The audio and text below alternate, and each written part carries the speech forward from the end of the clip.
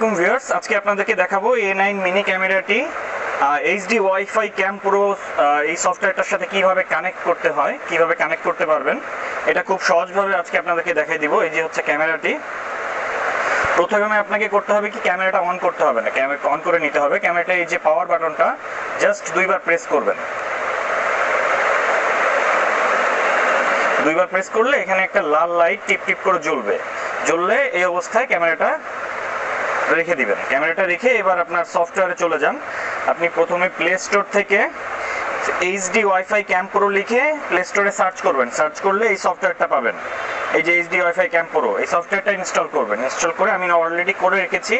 এখন সফটওয়্যারটা ওপেন করবেন। ওপেন করলে এই অবস্থায় আসবে। এই অবস্থায় আসার পরে এখান থেকে আপনি প্রথমে অ্যাড নিউ